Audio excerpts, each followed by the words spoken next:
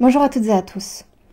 Nous nous retrouvons aujourd'hui pour parler d'une affaire criminelle japonaise qui a beaucoup choqué au moment des faits et qui pourtant aujourd'hui on en entend moins parler et qui pourtant je trouve personnellement qu'elle est abominable. Il s'agit de la tuerie de Kobe ou aussi appelée l'affaire Seito Sakakibara. Désolée si je le prononce mal. J'espère que cette vidéo va vous plaire.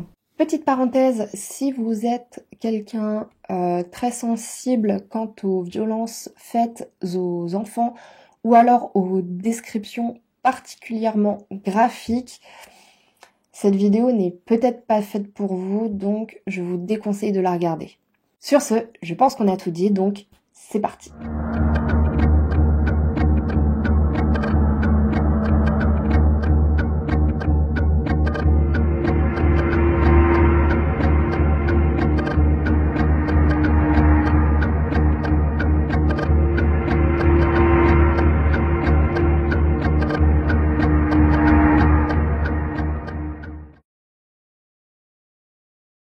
Azuma est née le 7 juillet 1982.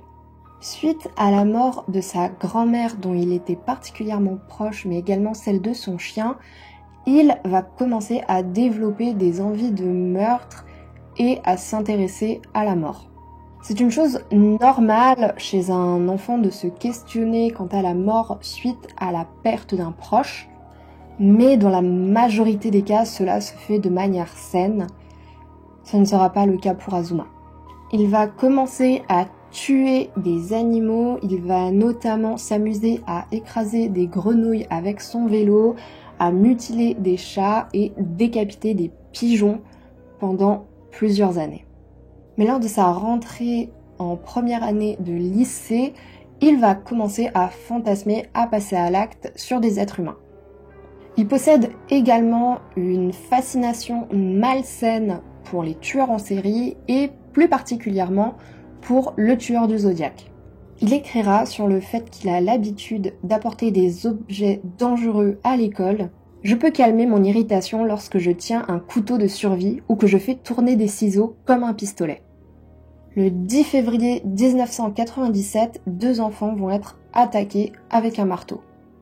L'une des victimes va reconnaître l'uniforme de son agresseur et va en informer son père qui va demander au directeur de l'établissement de consulter le trombinoscope afin d'identifier l'agresseur, mais celui-ci va refuser.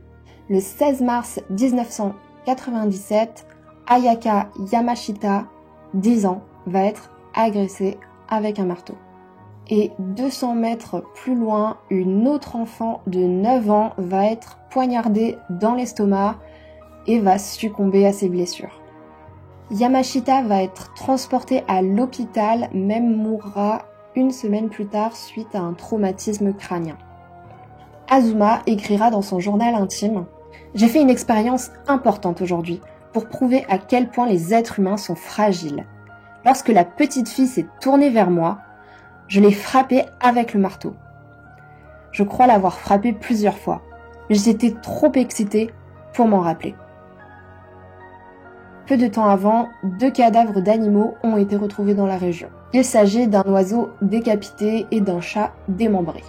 Une semaine plus tard, le 23 mai, il va écrire « Ce matin, maman a dit « Pauvre enfant, apparemment la petite fille qui a été attaquée est morte. Il n'y a aucune preuve que c'est moi. Je vous remercie, Bamwado Kishin. S'il vous plaît, continuez à me protéger. » Le 24 mai 1997, en début d'après-midi, Jun Ase, un garçon de 11 ans souffrant d'un léger retard psychique, va être attiré sur une colline afin de voir des tortues. Il va être étranglé.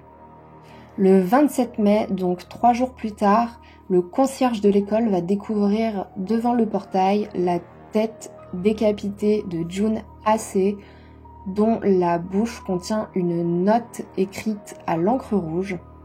Il y est écrit « C'est le début du jeu. Essayez donc de m'arrêter, si vous le pouvez, messieurs les policiers. Je tiens désespérément à voir des gens mourir. C'est un plaisir pour moi de commettre un meurtre.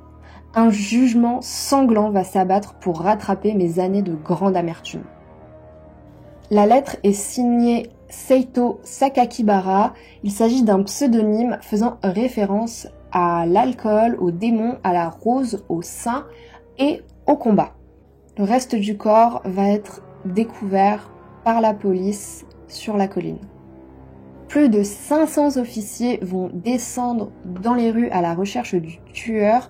De plus, ils diront que la lettre ressemble beaucoup à celle du Zodiac à San Francisco à la fin des années 60.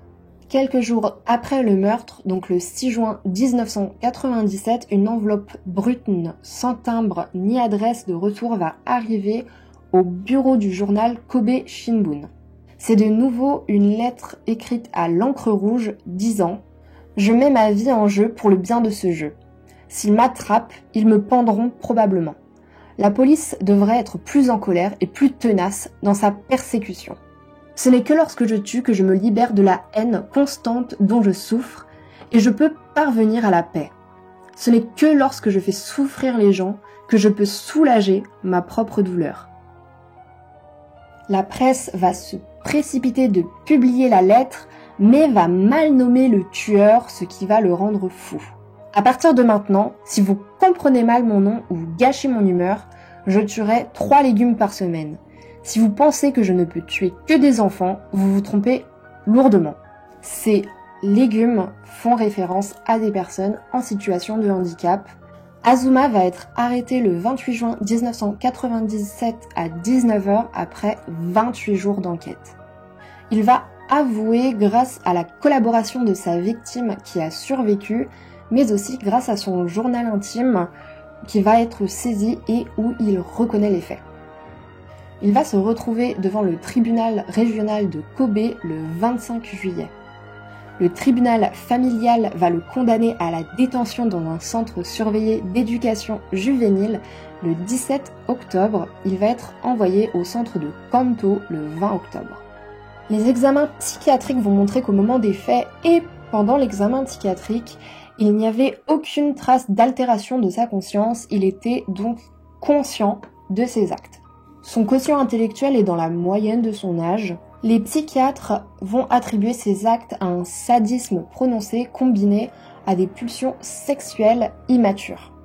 On lui a également diagnostiqué un trouble du déficit de l'attention dans un hôpital psychiatrique en 1995. Ils vont également envisager le syndrome de l'hikikomori. Il s'agit d'un état psychosocial qui fait que les personnes vivent coupées du monde et des autres. Ils se sentent accablés par la société et ont le sentiment de ne pas pouvoir atteindre leurs objectifs de vie et réagissent en s'isolant de la société. Suite à une analyse du dossier, le journaliste Gamal Kruma écrit « Ce qu'il y a de pire dans l'affaire Sakakibara, c'est qu'on aurait pu le voir venir. Pourtant, ni sa famille, ni les autorités japonaises n'ont tenu compte des signes. Les enfants japonais sont confrontés à un examen complet à l'âge de 6 ans. Leurs résultats déterminent en effet leur avenir, car ce sont eux qui décideront s'ils iront dans une bonne école ou l'une des écoles publiques détestées. » Azuma va être libéré après 7 ans dans le centre de Kanto le 1er janvier 2005. Il va publier en 2015 son autobiographie Zeka. Il va y exprimer des regrets quant à ses crimes, mais il va les décrire avec énormément de détails. Il évoque plus les détails morbides de ses crimes que ses réflexions et son introspection, ce qui peut nous faire douter de la sincérité de ses sentiments de regret. Il y explique qu'il était, je cite, un déviant sexuel incorrigible qui obtenait une satisfaction à ses pulsions en disséquant des animaux et en tuant des êtres humains. Il dira « Lorsque je suis arrivé au collège, je m'étais déjà lassé de tuer des chats. Et j'ai commencé à fantasmer sur ce que je ressentirais en assassinant des êtres humains comme moi. » Dans l'épilogue de son autobiographie, il va demander pardon aux parents de ses victimes et dire reconnaître la gravité désormais de ses actes. Mamoru Ase, donc le père de Jun Ase, répondra « Le livre a complètement piétiné nos sentiments. Il est clair qu'il n'est pas du tout désolé pour ce qu'il a fait. » pour finir, une stèle va être installée sur la colline où a été assassiné Junase en sa mémoire. Voilà. J'espère que cette enquête vous a plu.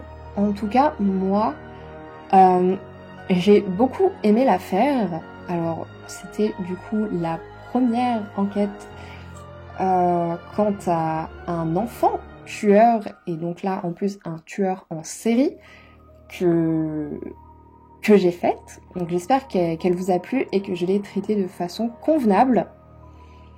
Alors, quant à cette autobiographie, donc Zeka, je ne l'ai pas lue et je ne la lirai pas. Alors déjà parce qu'il n'y a pas de traduction française et que je ne sais pas lire le japonais. Mais surtout que je ne...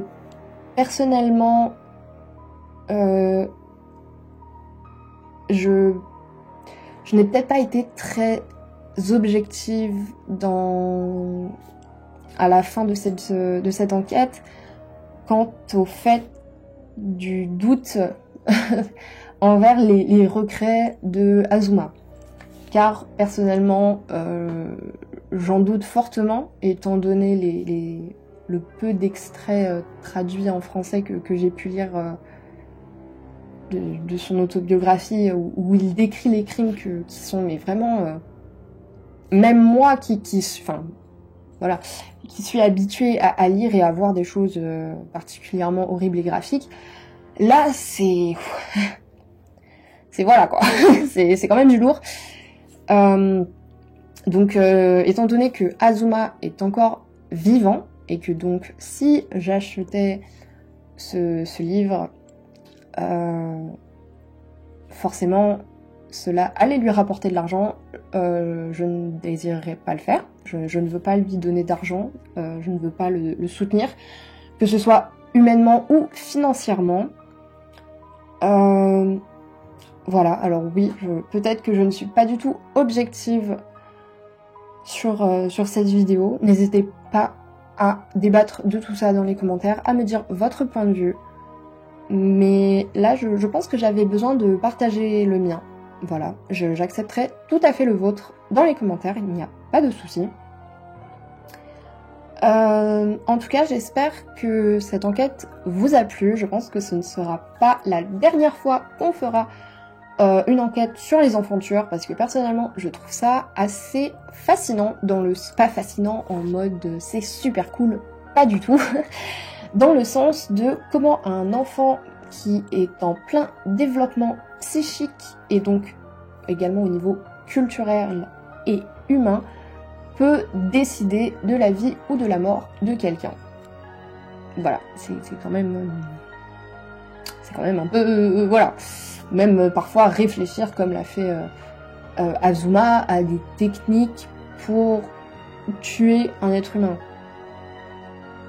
Voilà, pour moi, ça me paraît quand même un peu... Cette enquête m'a beaucoup rappelé de par les lettres envoyées à la police, à la presse, etc. Un petit peu ce jeu de piste de vous m'attraperez pas, je vais faire d'autres crimes, je vais faire ceci.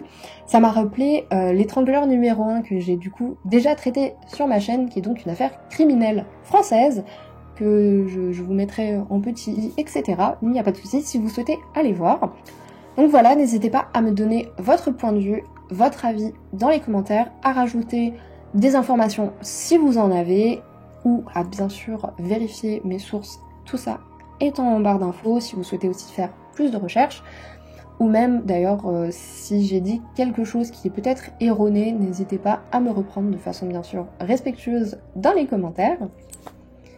Et sur ce, je vous dis merci et à bientôt pour une prochaine enquête.